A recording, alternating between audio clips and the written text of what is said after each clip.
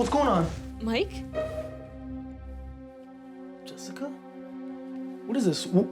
How did I get here? What are you doing here? Well, this is kind of an occupational hazard for an influencer such as myself, but why are you here? Apparently we're both famous. I don't know, last thing I remembered, I was walking to my car and I blacked out. Do you remember?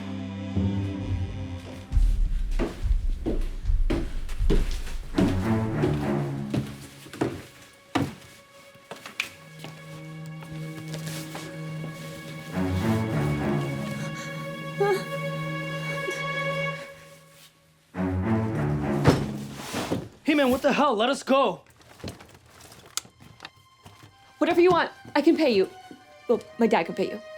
Does it matter who's paying? What, do you want to pay? I don't think money's the issue here.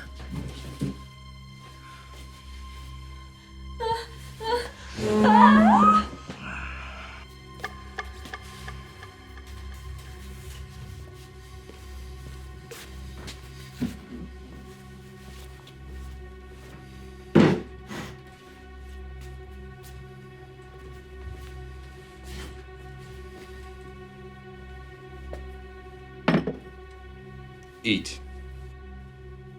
Wait, are you serious right now? Is it gluten-free? I said eat!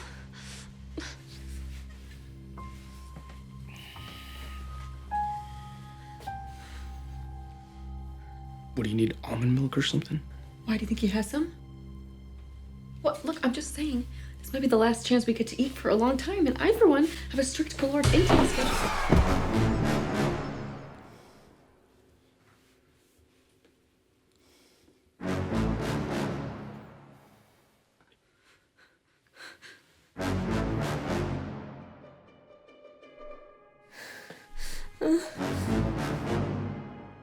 It's time.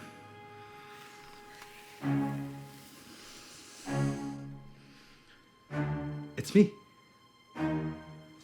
Kyle? I'm sorry, what's going on? From high school? And we're gonna have the best day ever. Kyle, what the hell are you doing? Who?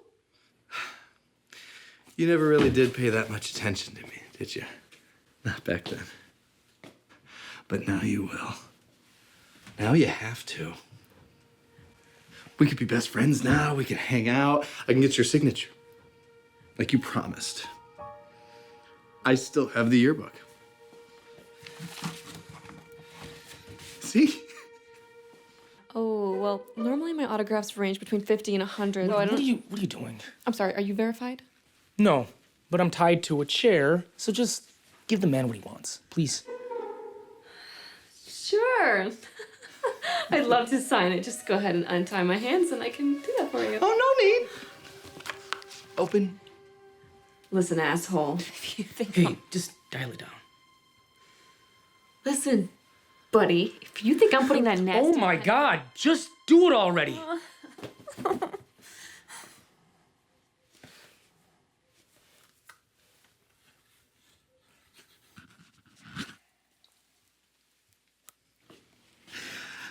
I'll cherish it forever. Great. I almost forgot. Go on.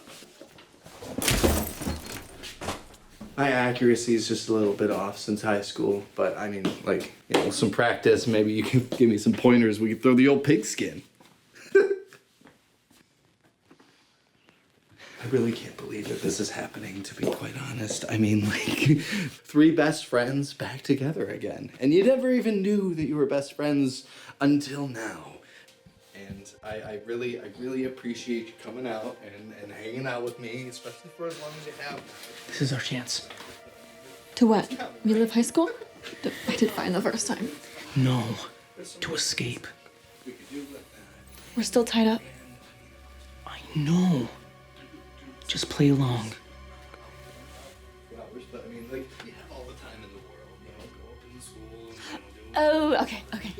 and now, like, I can play catch with the star quarterback. I can talk to the most popular girl in school. And it's okay, because we're best friends. Do you remember the old Cheers? Do I? Yeah. Okay, hold on. Your old pom-poms.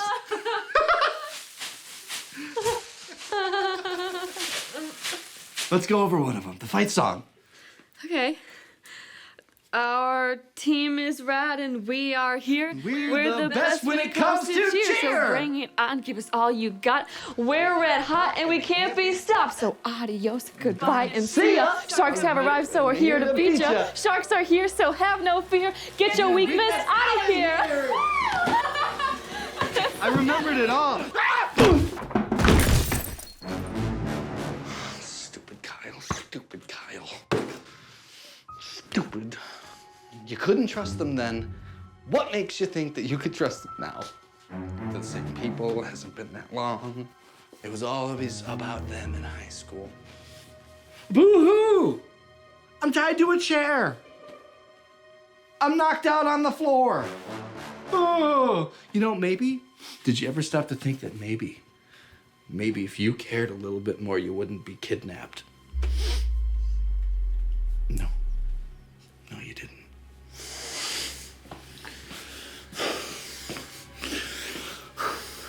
And so we've come to this. And I even gave you guys the good oatmeal. I swear, every time I always go above and beyond. I really try, and I really try. I have so many things planned for it. Oh, shit. All right, that's enough. Let us go. Get back in those chairs. Right now. That's a pom-pom. You see, I saw this coming. I had a feeling that you might not cooperate, and that's okay. I'm a very patient man, which you'll soon come to find. Just get back in the chairs. You can either do so alive or otherwise. Kyle! I'm home. Did you leave the garage door open again? I don't know how many times I have to tell you to... for Pete's sake. Really? Mom, I thought you were staying later. And I thought you were going to do the dishes. Now, whatever this is you're into these days. I'm kind of in the middle of something right now. Upstairs. If you could just come back later. Now. Just give me like 15 minutes. Can you please? Upstairs. Now. Fine.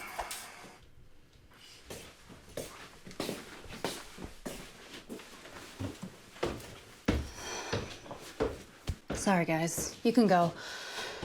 Or you can stay for dinner if you like. Up to you.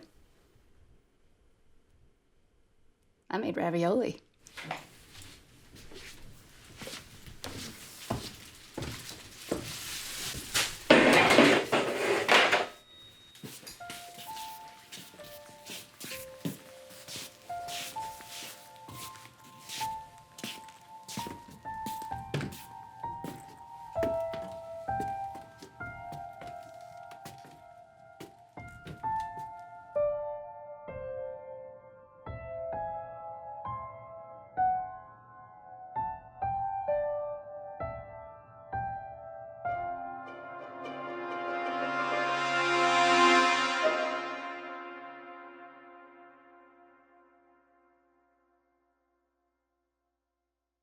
Death has come to your little town, Sheriff.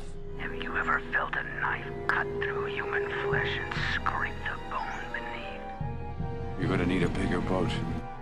Be my victim. You are all my children now.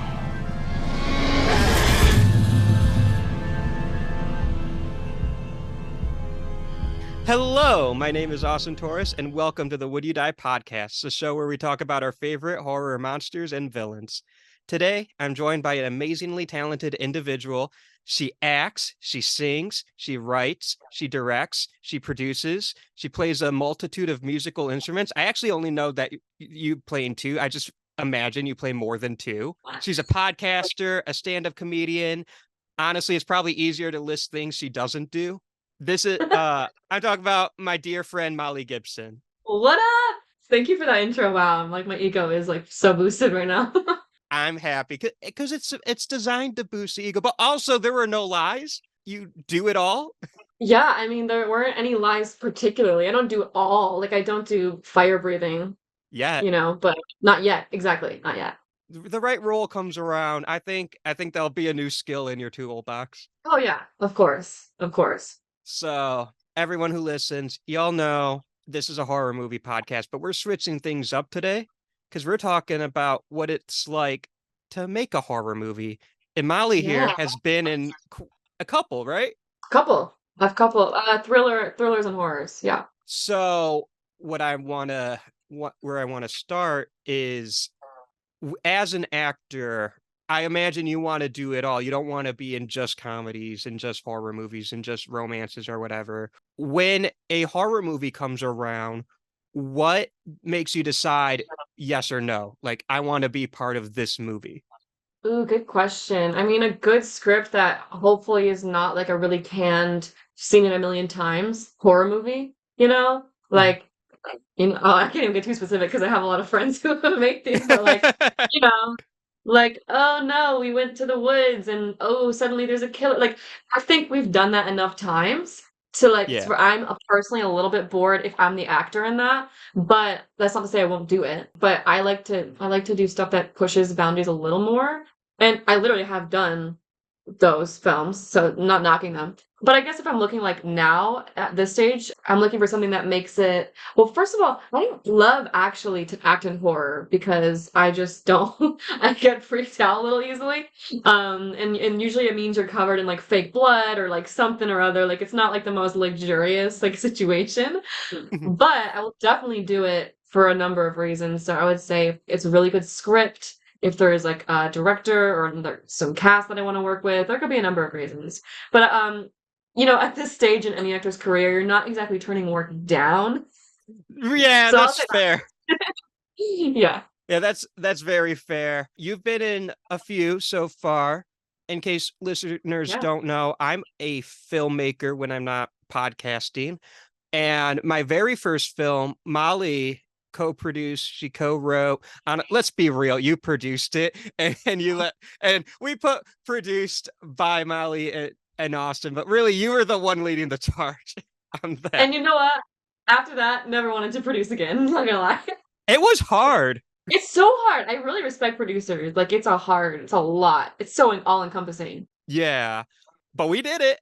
We did. Yeah, on a zero budget and a 1-day shoot with like very limited to no resources, and I think it came out pretty good. So it's called Best Day Ever, and it really is like one of the best days I've ever had, which is really fun. And every shoot I've done so far, because of Best Day Ever, I've kind of modeled what we did that day on my other two, Ice Cream, which is kind of running the festivals right now. And we could talk about Ice Cream a little bit because it was your idea. Oh yeah. I don't know if you remember that. I do. We've bounced a lot of stuff around. That's true. But I always give credit where it's due. That was your idea. Yeah. Did we write a draft of that together? I feel like you wrote it on paper. It was a long time ago. I know we brainstormed some stuff, and I think you put it on paper, if I remember. I think that's how it went down because initially it was something that you were going to direct, I think. And I was going to still be involved. But I remember we were going back and forth. I'm like, oh my God, I love this project. So I just went ahead and wrote the first draft because I was like, I want to make sure my name is on this project somehow. And then whatever reason, I ended up just taking it. Yeah, I think it's because I didn't want to go back to Michigan. That's fair. That's very fair. I mean, not really, but that's probably one of the reasons. But also, I probably had too much going on over here. But I also feel like that was your time to step up and take the reins on that too. So I'm happy you did that. And it came out, I'm really pleased with how it came out.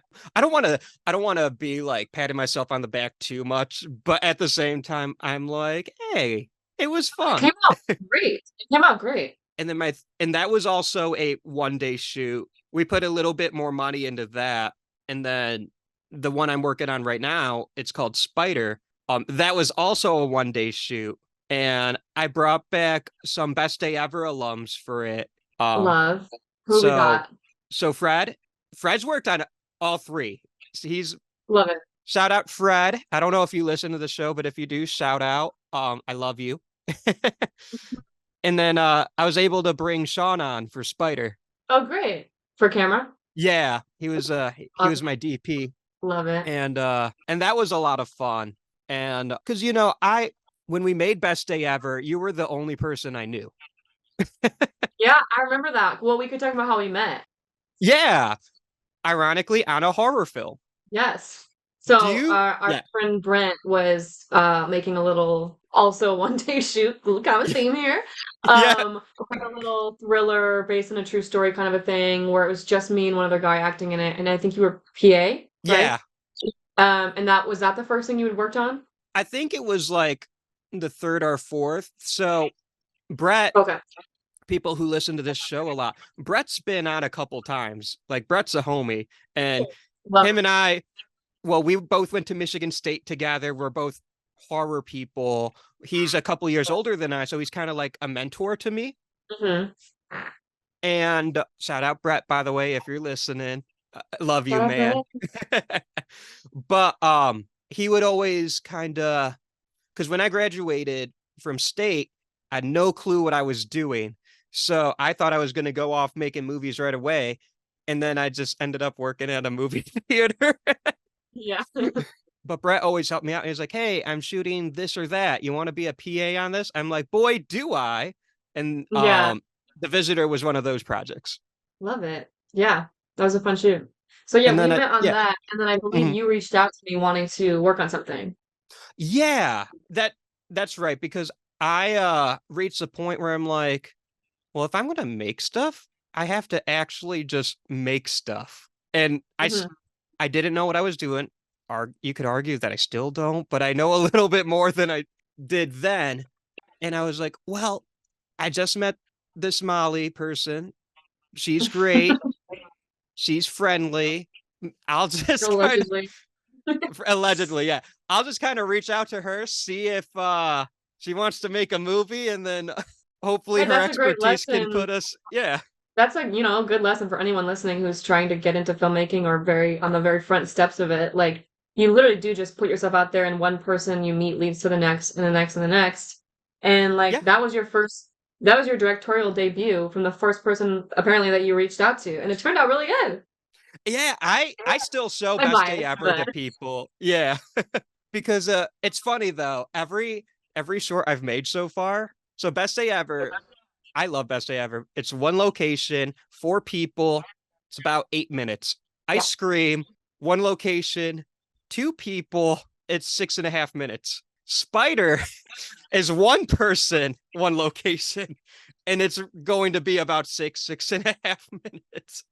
And So for those listeners, this is a pretty common theme you'll see with Michigan filmmaking. Yeah. People are on a tight budget over there, and yeah, that's how you do it. That's how you got to get it done, because you can't be stretching out like a week in, and people are, they have day jobs, so it's very crafty guerrilla filmmaking at that stage. But that's how someone's talented if they can make something good with that limited of resources and time.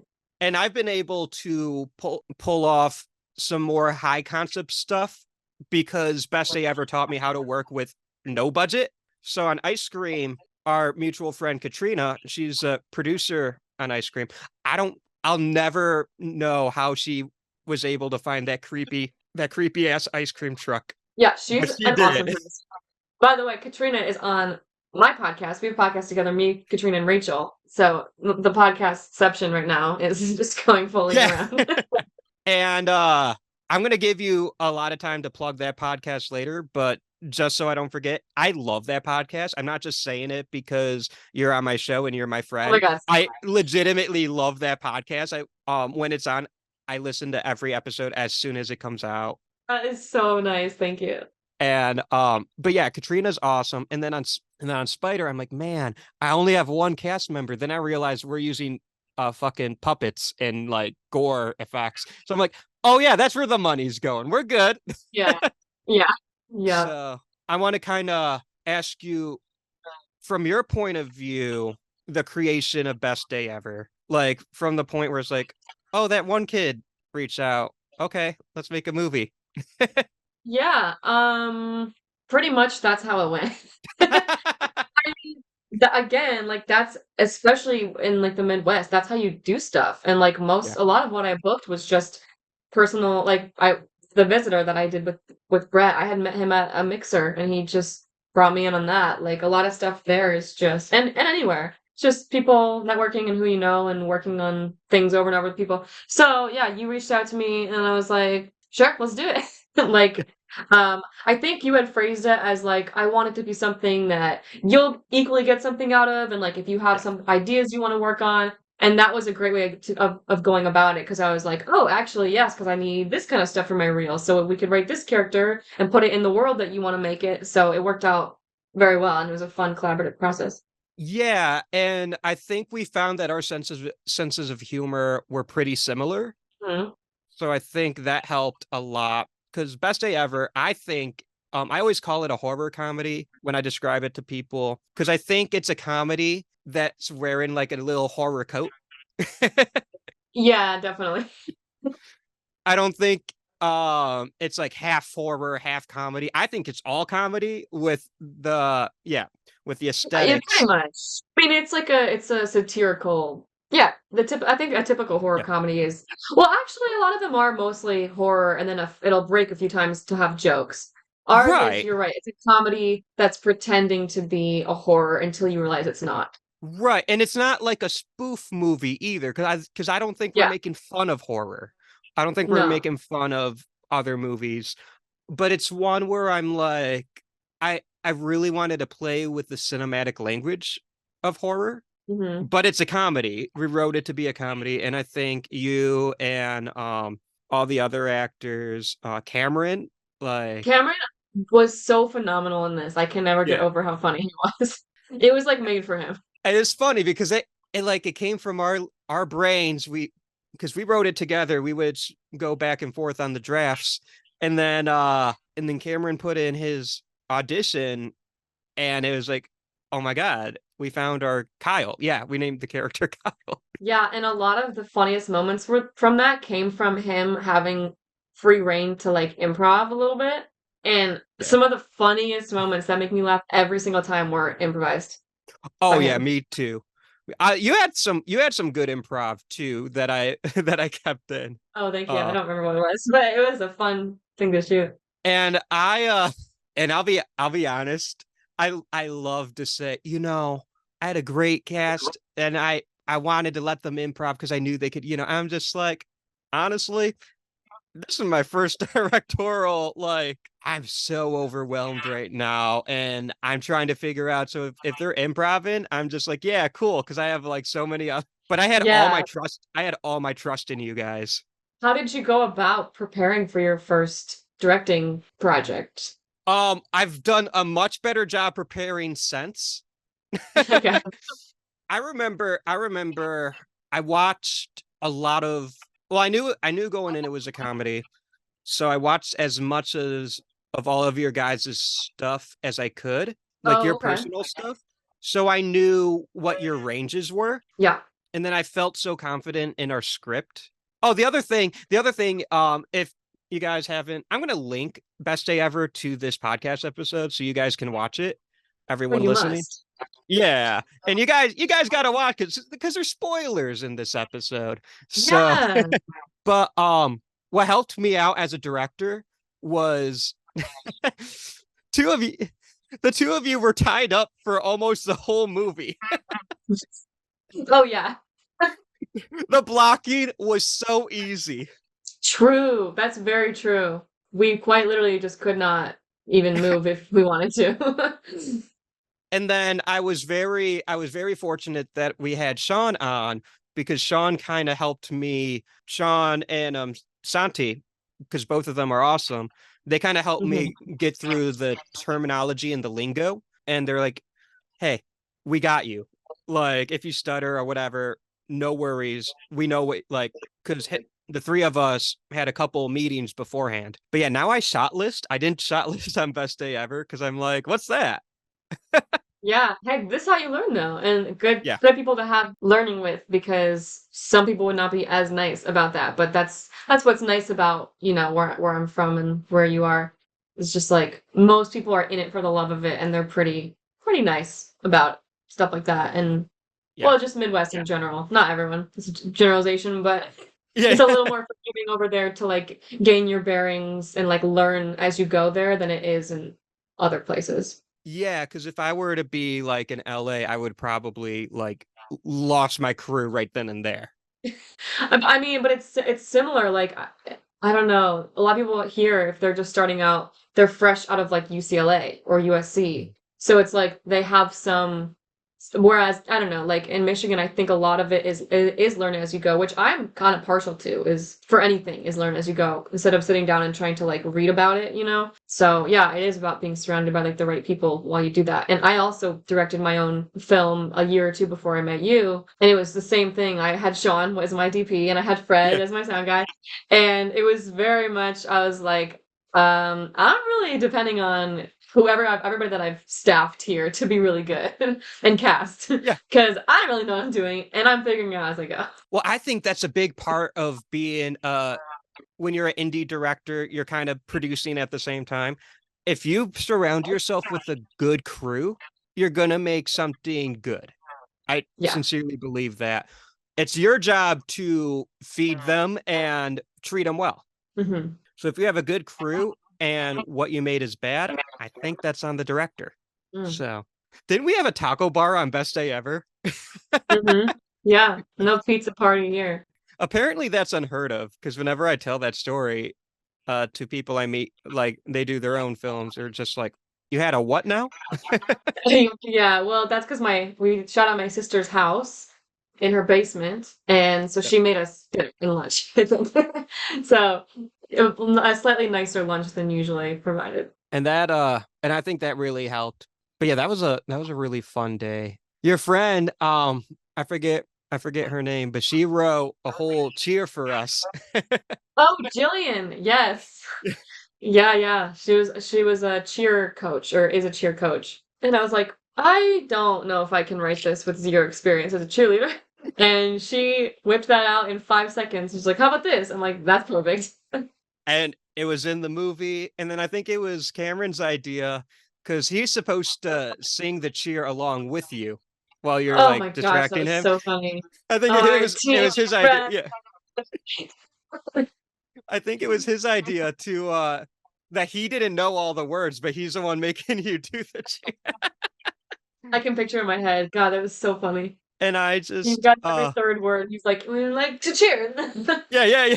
He just cracked me up so bad. He had a lot of great ideas. I'm gonna pat myself on the back as a first-time director, because when you guys were improving, you guys would always be like, hey, how does this work? How is and I'd have to say about myself, I did a pretty good job picking what you guys did and being like, keep that, because I think that is a skill. Yeah, definitely.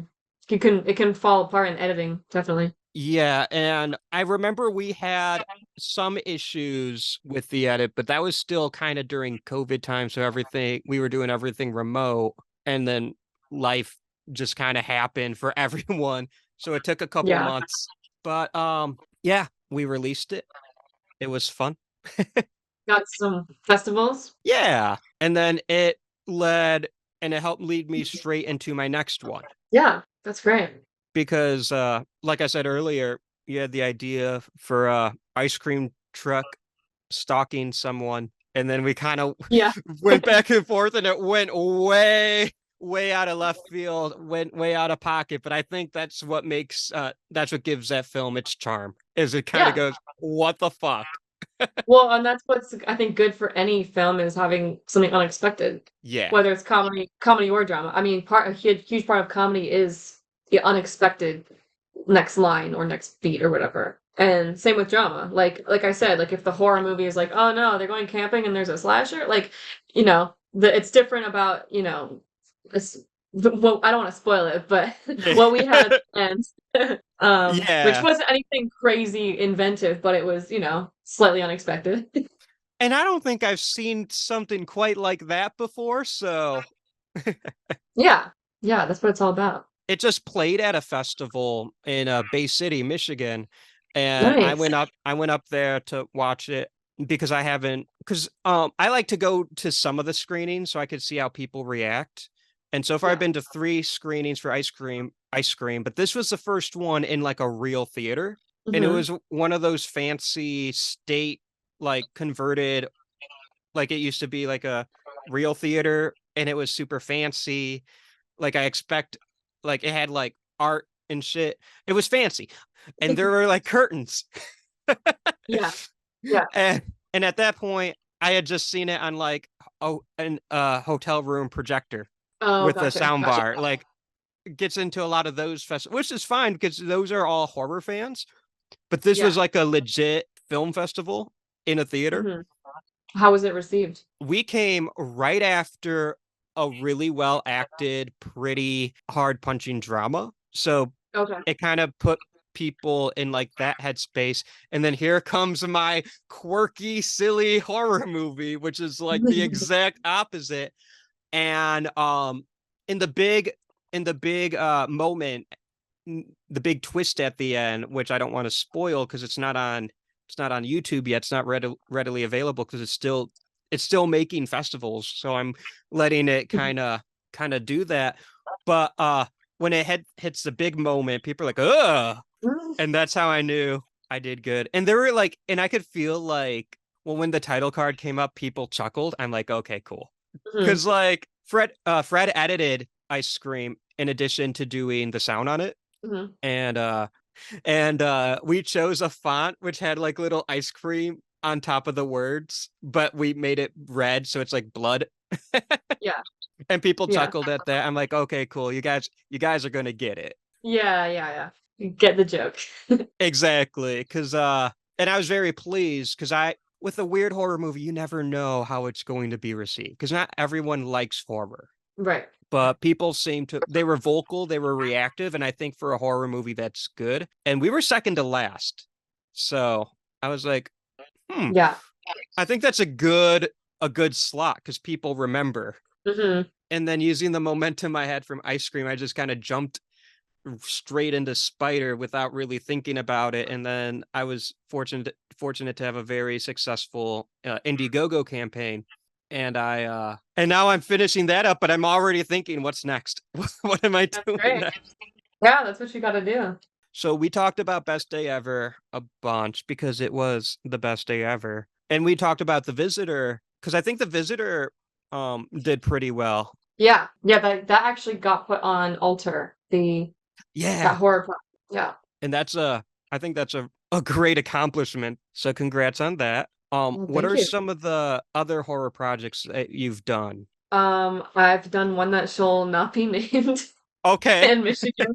Because it was just a shit show. But did that. I did Visitor. I did Best Day Ever. I think those are the 3 main ones that I've done so far. And like I said, like I don't usually gravitate towards horror, but if there's a interesting hook in it, like for example, ours, we made it a comedy. Yeah. And we made it a character that I wanted to do, then that's a fun thing to play around in. It's funny. It's funny because when we were first talking about it, we both knew we wanted to do a comedy. And I was starting because before I started this podcast, Would You Die was a YouTube show. So I had been doing that for a bit. And I think you knew I was into horror at the time. And you were like, yeah, or I don't remember how it came about, but you're like, yeah, horror's not really my thing. So, and we went through a couple different scenarios because we knew we wanted it to be an awkward comedy. I remember that. And then at some point we picked the creep who wants to relive high school, kidnaps his the popular kids. And I'm just like, this is a horror movie. Let's lean into it. I think it makes it funnier. And you're like, yeah, okay. Yeah. Yeah. I think we started with the concept of if I was this annoying character, well, I shouldn't judge it. If I was this character that I played, this kind of like uptight influencer girl, and I was kidnapped, how annoying could I be to get myself released? I think that was our original concept, or like something along those lines. And then it turned into what it turned into. I love the final product. I think Well, I mean, it's my first one, so I'm always going to have a special place in my heart for it. I do think it's funny. I put the red mask all over the poster and like the promo stuff, and it's in the movie for 15 seconds. Yeah. No, I think it turned But out great. but Cameron couldn't have been masked up that whole time. He was just too good. Yeah. Oh my gosh. He was great. And I feel bad because we haven't mentioned Omar at all. And I think he had the hardest role because he had to be the straight man. Well, you got to be this super vibrant, super funny character. Cameron's chewing the scenery. And Omar had to hold everything that he had to ground everything, and that's hard. Totally. Yeah, it's not typically as fun as getting to act the crazy one. But if he doesn't do his job, then I don't think audiences react as well to your character or to Cameron. I don't remember what we named your character. Jessica. That's right. I'm happy you remembered that. That was a couple years ago. I know. Yeah. Well, I also helped write it. Yeah, that's true. So what's my excuse? Yeah. I'm a bad friend, but but no, I think, I'm going to pat ourselves on the back. I think we did a good job. I think so. Was that the first time you produced a movie, or was Figment? No. Figment, yeah. Okay. That was my first film, so I produced, wrote, and directed. So I do want to talk about Figment. I don't care. Like, I know it's not a horror movie, but I don't care. It's my show. We do what I want. Okay. How did Figment come to be? Figment was, so my friend Jillian and I were like having coffee one day, having like a little writing session. Kind of like, I forgot what the original purpose was, but we were trying to brainstorm something. Oh, you know what it was? We were going to write ourselves a demo reel scene. Well, we were going to write one for her reel. And then we started brainstorming, and then I got into like an ADD storm, and I'm like, oh my God, wait, how about this? How about this? How about this? And I'm like, wait, this is not just a reel. This is actually a whole film. And she's like, she looks at me and she's like, oh my gosh. And I'm like, no, so we're actually going to make a short film is what we're going to do. And she's like, okay. So yeah, the idea became something that was too much to just throw away on a little one-off scene. So the whole film takes place really in the span of like 5 seconds. But that's all I'm going to say because it'll give too much away. But so we wrote it for Jillian to use for her demo reel because she loves doing like romantic drama and comedy, like a lot of romance leading lady roles. And so we wrote that with that in mind. And the way we did it was pretty smart, I think, actually, because she wanted a bunch of different emotions to hit and different kinds of scenes. And we got to hit all of them within 5 minutes. And it was so fun. We filmed it over 2 days, I believe. And it was very rogue and guerrilla and like, all right, we're going to run through a field now. Sorry about the mosquitoes. Like, okay, can you frolic? Can you? Like...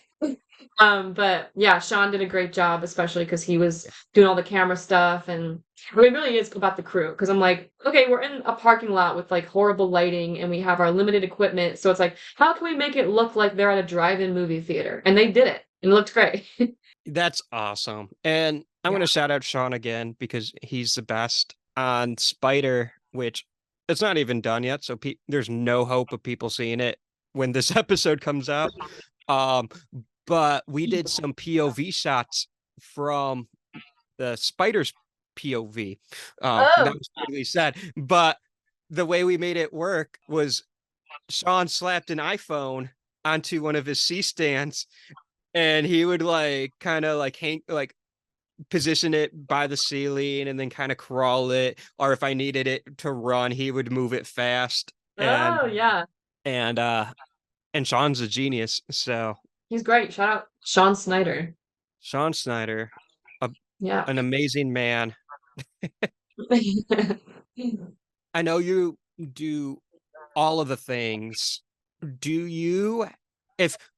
So I know horror is not your thing. I asked if you would pick up horror scripts to act and stuff, and a gig's a gig. Mm-hmm. Would you direct a horror film if the right script came up? Okay, I should rephrase it. Do you think there's like you would direct a horror film? I think I would direct an episode of horror TV. Okay. I don't know if I would have the wherewithal to do a whole feature film with limited knowledge of the genre in directing. But I think ultimately I would love to eventually in my career be one of those actors who at some point steps into directing the Rogue TV episode here and there. And so that I would be down for. That I'd be interested in. Cool. Because I've seen Figment, and I know you're a good director. I know you're a good filmmaker. Oh, thank you. So obviously, I'm your friend, so I'll watch anything you do. But I am anxiously awaiting your next directorial effort. Oh, yeah, I haven't even thought about it in a while, to be honest. Like, I put a lot of my energy into the podcast and then just all my others and stand up and music. And there's a lot of stuff to do. Yeah, I know you do a lot of stuff. And podcasting's hard. It's like deceptively hard. It's a lot of work. It's a lot of work. Do you edit your podcast? So one of the girls on our show, Rachel, she edits, and then I edit all the social media clips and do that. Okay, the social media stuff is really hard. I've been doing this for over a year and a half, and I just now figured out how to make little snippets to put on TikTok and Instagram Reels. Well, it's harder too if you're not doing video, for sure. Yeah, and I don't have a space I want filmed yet, so these will be audio for the foreseeable future. Yeah. People don't need to know I record in my bedroom, as I say on a public podcast. Yeah. But yeah, podcasting's it's a lot of work. I love your podcast, by the way. Can you talk about it? Plug it to the people listening? Yes. Oh my God, thank you. Yeah. It's called Confessions of a Millennial Drama Queen, based on the wonderful Lindsay Lohan movie. And it's me and my friend Rachel and Katrina, who also happen to be from Michigan, although we all met here. And every week we talk about a movie from the 90s or early 2000s that invokes nostalgia of some kind. And we have a lot of fun little segments. We have very fun guests, especially coming up. We have some exciting people coming on. And it's a fun time. Like our show is kind of like, it kind of just revolves around our personalities and like our banter. So it's almost less about whatever movie we're talking about, and it's more format for us to just kind of like banter over. And it's had a really, really nice reception so far for as new as it is, but I have big plans for it. That's awesome. I hope it keeps going. One day we'll have a true collaboration between our podcasts. But I'm just happy that I finally got you on this one. Oh, thank you. You're a busy bee. Yes, I am. Lots to be done. So, thank you so much. This has been a pleasure. Oh my God, thank you for having me. Oh my God, I almost forgot. Where can people find you? I forgot too. I'm on Instagram at the Molly Gibson, TikTok at Prime Gib, and check out the podcast. Honestly, Millennial Drama Queen Pod everywhere, and we do fun extra stuff. Well, especially on TikTok, I do some fun extra stuff on socials, but everywhere. Follow us on Instagram, and then soon we're gonna have Patreon. We're gonna have merch. We're gonna be taking requests for guests and questions, and it's gonna be a fun time. So. Follow us there, check me out on Instagram, and thank you. All righty, this has been awesome. Thank you. Thank you.